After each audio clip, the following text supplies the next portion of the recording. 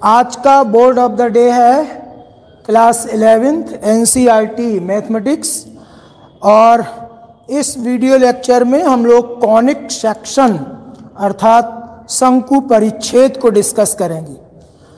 शंकु परिच्छेद से तात्पर्य है बच्चों किसी कोण को काटने से, विभिन्न तलों द्वारा किसी शंकु को काटने पर या डबल कोण को काटने पर जो आकृतियां जनरेट होती हैं उनका कार्तीय समीकरण, कार्टेशियन इक्वेशंस हम लोग डिस्कस करेंगे। कार्तीय समीकरण से तात्पर्य है कोऑर्डिनेट ज्योमेट्री से।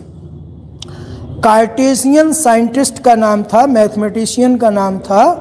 उन्होंने मैथमेटिक्स की जो ब्रांच डेवलप की उसे हम लोग कोऑर्डिनेट ज्योमेट्री या कार्टेशियन ज्योमेट्री कहते हैं। आप लोग इस ब्रांच से पूर्व कक्षाओं में परिचित हैं। इसमें दो परस्पर लंबवत रेखाएं ली जाती हैं जिन्हें हम कोऑर्डिनेट एक्सिस कहते हैं, कोऑर्डिनेट अक्ष कहलाते हैं। एक एक्स अक्ष होता है, दूसरा वाई अक्ष होता है, और उसके रिस्पेक्ट में हम किसी बिंदु की स्थिति को बताते हैं। यहाँ पर पिछली कक्षाओं में आप लोग डिस्टेंस फॉर्मूला पढ़े हैं और इसके साथ साथ दो बिंदुओं के बीच की दूरी पढ़े हैं। Today we will discuss the Cartesian equations of different elements, likewise a point, a circle, दो रेखाएं, रेखाओं के समीकरण हम लोग डिस्कस करेंगे, वृत्त को डिस्कस करेंगे, दीर्घवृत्त इलिप्स को डिस्कस करेंगे, और पैराबोला तथा हाइपरबोला, परवलय एवं अति परवलय, इन सब को हम लोग कॉनिक सेक्शन के अंतर्गत इसकी स्टडी करते हैं। So what is conic section? Conic section क्या है? फर्स्टली आप परिचित हो जाइए। सपोज मैंने कोई ये डबल कोन लिया, डंबल शेप में, ये एक डबल कोन कहलाता है। हाँ, ये एक डबल कोन है। अब इस डबल कोन को काटने का विभिन्न तलों द्वारा नंबर 1 पर हम लोग डिस्कस करें। अगर इस कोन को हम एक समतल द्वारा काटें और वो समतल दोनों कोन के जो शीर्षों का कॉमन पॉइंट है उससे होकर के काट रहा हो, तो आप देखेंगे बच्चों कि आपको सिर्फ एक पॉइंट यहां पर मिलेगा। ठीक, तो इस तरह से अगर काटेंगे बच्चों तो हमको एक बिंदु मिलेगा।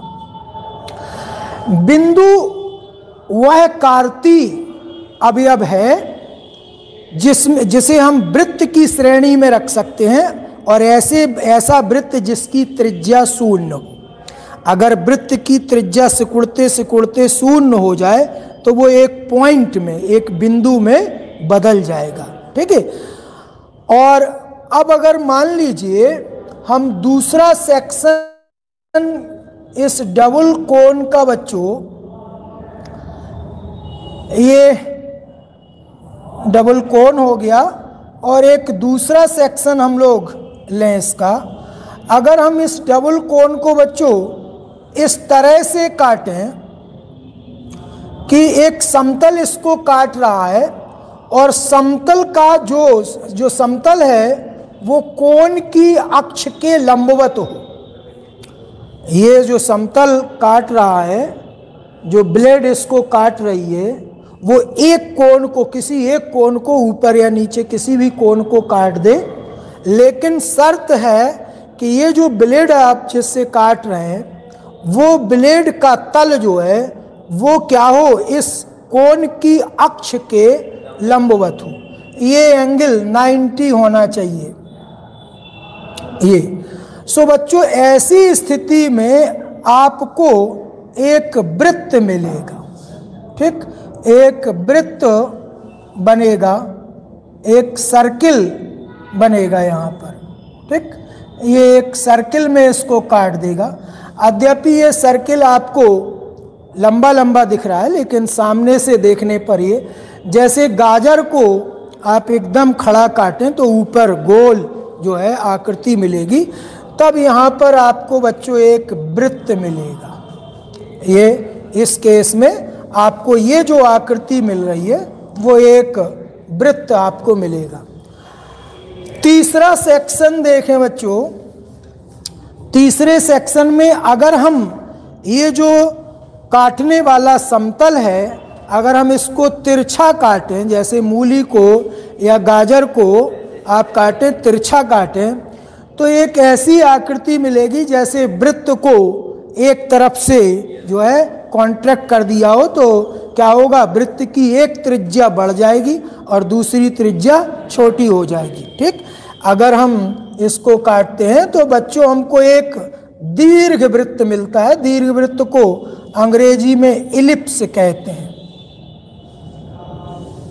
ये आपको सर्किल मिला, यहाँ पर आपको बच्चों पॉइंट मिला,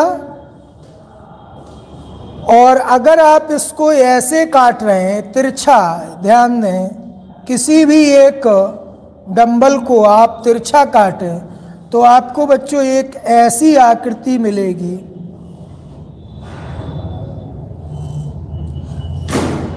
एक इस तरह की आकृति मिलेगी। ठीक है, ऐसी आकृति को बच्चों हम लोग दीर्घ वृत्त कहते हैं। ऐसी आकृति मिलेगी जिसे हम दीर्घ वृत्त, ठीक, दीर्घ वृत्त यहाँ लिख देते हैं, उधर दिख नहीं रहा है। ऐसी आकृति बच्चों एक दीर्घ वृत्त होगी। ठीक है, ये आकृति, ये दीर्घ वृत्त, इसे हम लोग इलिप्स कहते हैं।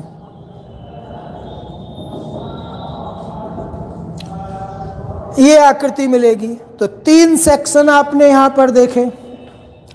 अब चौथा सेक्शन देखें बच्चों, कई प्रकार से इसको काट सकते हैं।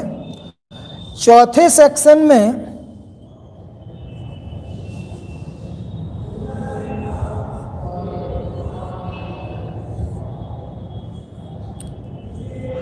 अब हम अगर इसको एक किनारे पर काटें, समतल द्वारा, ब्लेड द्वारा एक किनारे पर काटें, इस तरह से काटें, ठीक, तब क्या होगा बच्चों, आपको एक गुंबद नुमा दरवाजे जैसा मिलेगा। ठीक, आपको ये इस तरह की आकृति मिलेगी, इस तरह की आकृति आपको मिल जाएगी। जब ये कट करके अलग होगा तो ये वाला पोर्शन आपको मिलेगा, अर्थात आपको इस तरह की आकृति बच्चों मिलेगी। इस तरह की आकृति ऊपर बना सकते हैं या नीचे बना सकते हैं, ये दोनों अक्ष हो गए। इस तरह की आकृति आपको मिलेगी। ठीक, ये इसे हम लोग, ये 4 वृत्त भी बच्चों 2 प्रकार का हो सकता है। ठीक, जिसकी बड़ी त्रिज्या x अक्ष के अनुदिश हो और वो जिसकी बड़ी त्रिज्या y अक्ष के अनुदिश हो। इसी तरीके से ये जो आकृति मिल रही है इसको परवलय कहते हैं, परवलय। ठीक, पैराबोला इसका नाम है बच्चों, पैराबोला। ठीक है, इसके इक्वेशन को भी डिस्कस करेंगे। 4 तरह के पैराबोला, स्टैंडर्ड जो पैराबोला होते हैं वो 4 तरह के होते हैं। एक ऐसा जिसका मुंह धनात्मक x अक्ष की ओर हो, जिसका मुंह ऋणात्मक x अक्ष की ओर हो, जिसका मुंह धनात्मक y अक्ष की ओर हो और जिसका मुंह ऋणात्मक y अक्ष की ओर। सब में जो शीर्ष होगा वो मूल बिंदु होगा। ठीक है, मूल बिंदु के अतिरिक्त भी शीर्ष हो सकता है, तो वो हम लोग आगे डिस्कस करेंगे। 4 तरह के ये इस तरह से। तो इस आकृति को बच्चों हम लोग पैराबोला कहते हैं। ठीक, अगर हम 5वां सेक्शन देखें, जैसा बताया कि डबल कोण को कई प्रकार से काटा जा सकता है, तो 4 प्रकार से हमने काट के आपको बताया। 5वां देखें,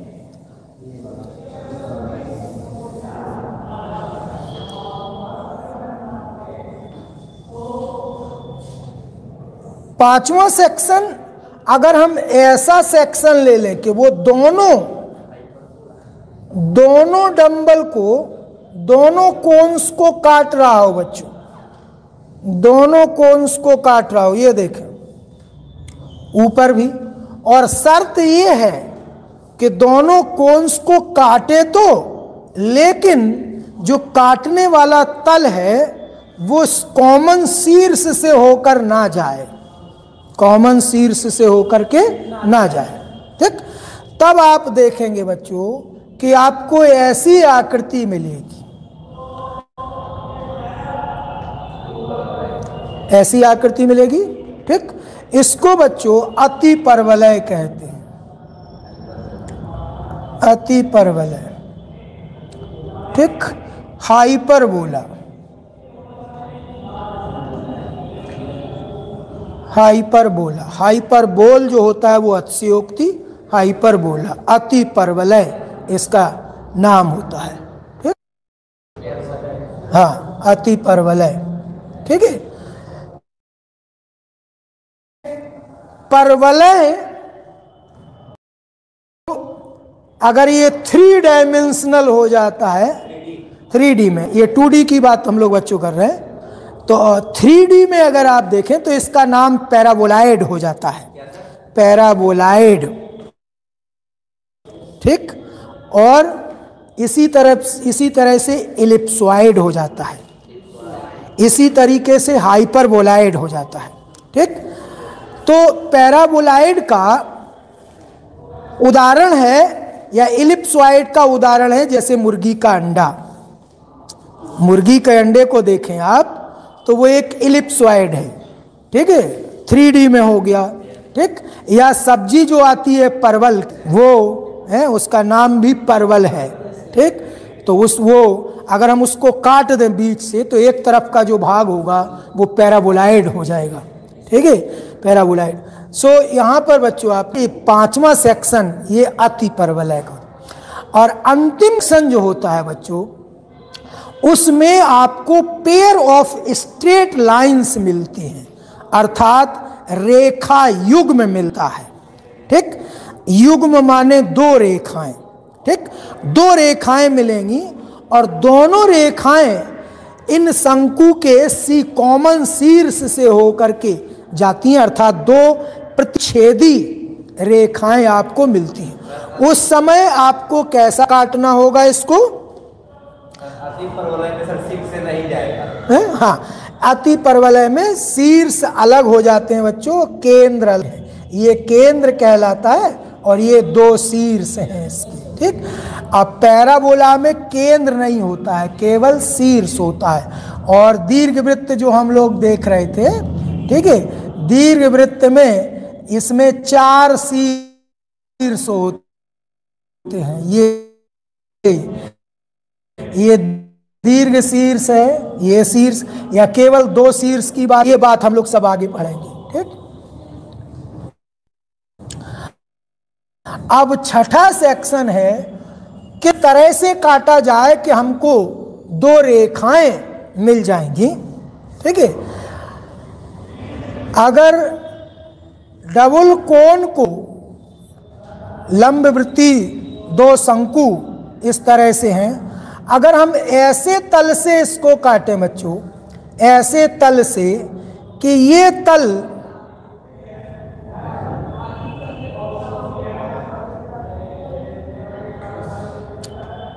इधर से काटता हुआ जा रहा हो और इस जो तल है वो शीर्ष दोनों के कॉमन शीर्ष से जाए, तो इसका एक किनारे से एक रेखा बनती जाएगी, वो रेखा जाकर के यहां मिलेगी, एक रेखा ऐसे मिलेगी और एक रेखा ऐसे मिलेगी। तो बच्चों ऐसी दशा में आपको 2 रेखाएं मिलेंगी, ऐसी 2 रेखाएं मिलेंगी काटने पर। ठीक है, तो ये रेखा युग्म मिलता है, इसे हम रेखा युग्म, ठीक है, ये रेखा युग्म कहलाता है। Couple of line, couple of lines, 2 रेखाओं का युग्म मिलता है। ठीक, तो इस तरह से आप परिचित हुए कॉनिक सेक्शन से।